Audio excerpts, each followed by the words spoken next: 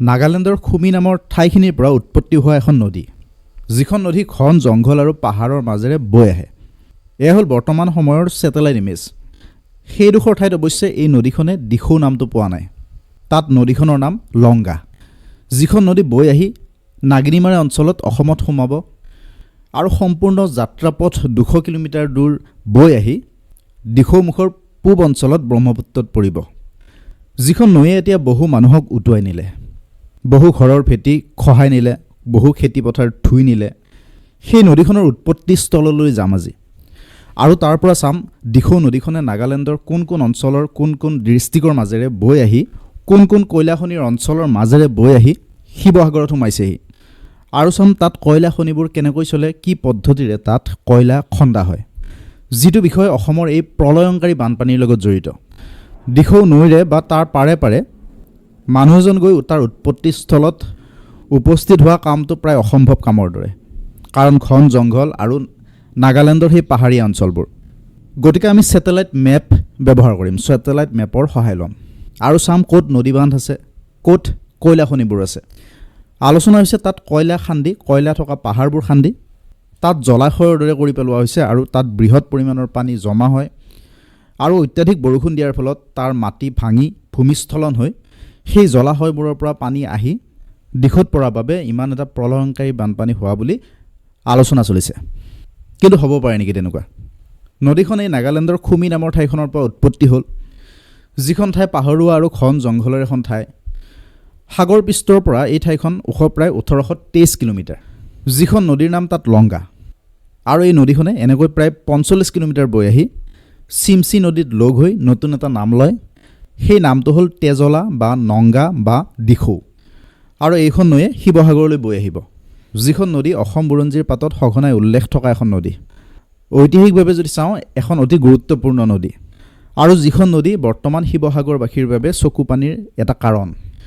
আৰু সেই অঞ্চলৰ পৰা গিৰিখাদেদি 3 কিলোমিটাৰ আহি য়াংমন নামৰ উপনদী এখনৰ লগত লগ হ'ব আৰু ইয়াৰ পিছত টুৱেনচাং আৰু মন জিলাৰ উত্তৰ ফালেৰে প্ৰায় 18 কিলোমিটাৰ বৈ আহি নাগালেণ্ডৰে নাগিনীমৰা অঞ্চল পাবহি আৰু তাত চেটাপ নদীৰ লগ হৈ শিৱসাগৰত সোমাবহি।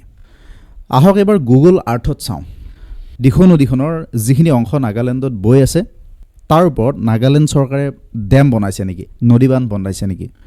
বহুতে আলোচনা কৰিছে, চৰ্চা চলিছে যে নাগালেণ্ড চৰকাৰে মনে মনে তাত নদীবান্ধ বনাইছে, অৰ্থাৎ দিখৌ নদীৰ ওপৰত।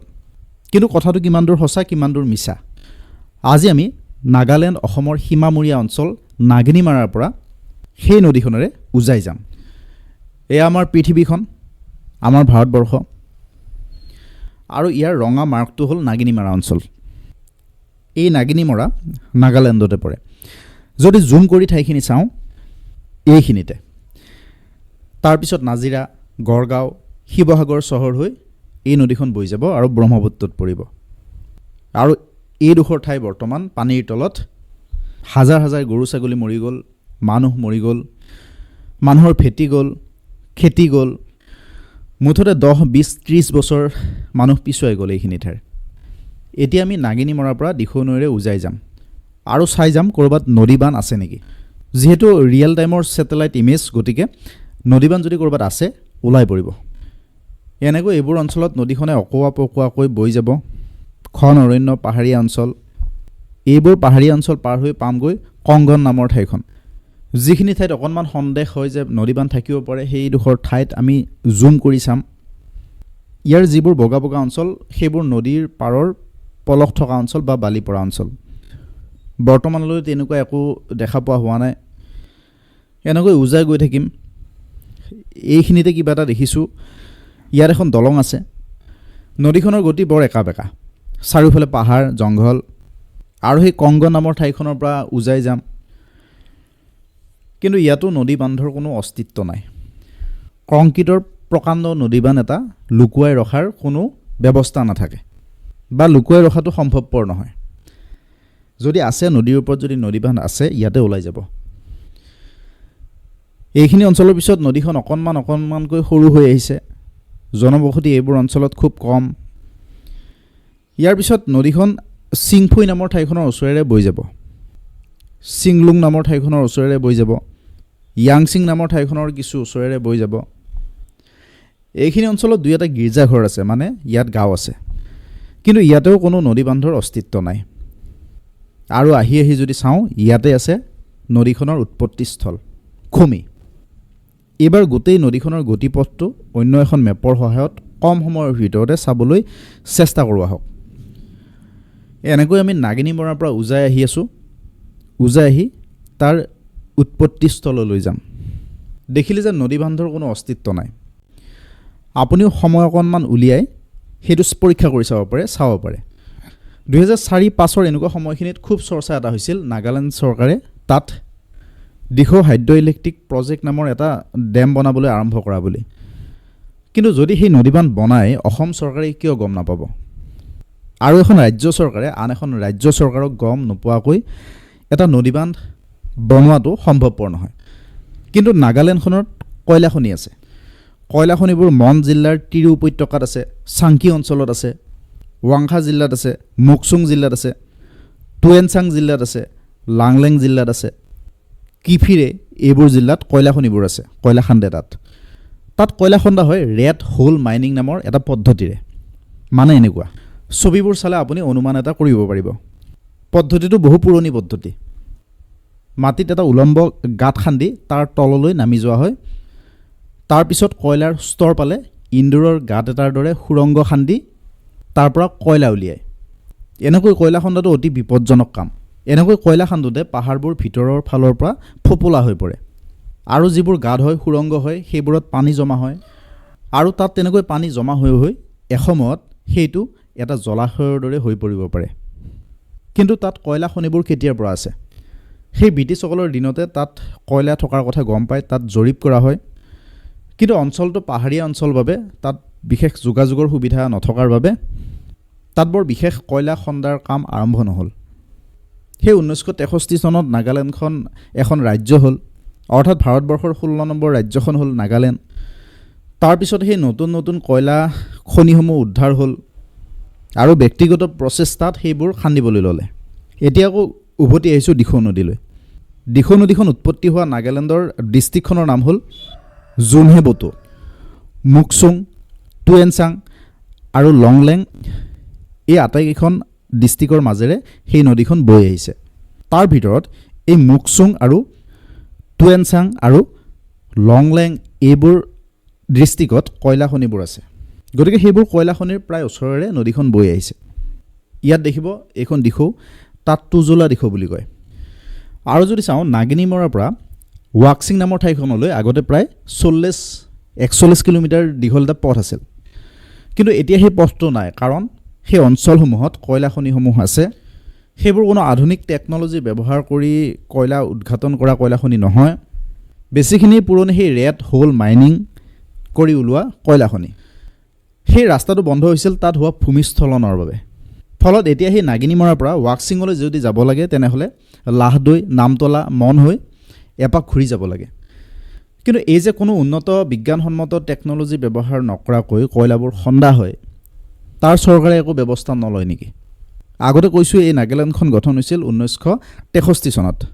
ভাৰতীয় সংবিধানে তেওঁলোকক বিশেষ অধিকাৰ দি থৈ দিছে। আৰ্টিকল 371 এৰ মতে তাৰ পৰম্পৰা, সংস্কৃতি, ৰীতি নীতি আৰু মাটিৰ অধিকাৰ সংৰক্ষণৰ বাবে বিশেষ ব্যৱস্থা আছে।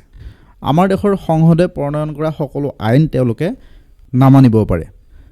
কেন্দ্ৰীয় চৰকাৰৰ আইন নাগালেণ্ড চৰকাৰে সন্মতি দিলেহে তেনেবোৰ আইন নাগালেণ্ডত প্ৰযোজ্য হ'ব। সেই 371 এৰ মতে তাৰ ভূমিৰ মালিকীস্বত্ব কোনো ব্যক্তি বা পৰিয়ালৰ হাতত থাকে। পাহাৰ অঞ্চলৰ মাটিৰ ক্ষেত্ৰতো ঠিক তেনেকুৱা, অৰ্থাৎ পাহাৰবোৰ কোনো ব্যক্তিৰ হাতত থাকে, আৰু যাৰ পাহাৰ তেওঁ খান্দিব পাৰে বা আনৰ হতুৱাই খন্দুৱাই সেই কয়লা বিক্ৰী কৰে। এইখন দিখৌ নৈ উৎপত্তি হোৱা জোনহেবুটো জিলা, আৰু এইফালে আছে মন জিলা, আৰু এইফালে আছে ৱাকচিং আৰু ৱাংচিং নামৰ ঠাই দুখন, আৰু নদীখন আছে এইফালে। মুঠতে এনেকৈ আগুৱাই গৈ উৎপত্তি স্থান পাইছেগৈ।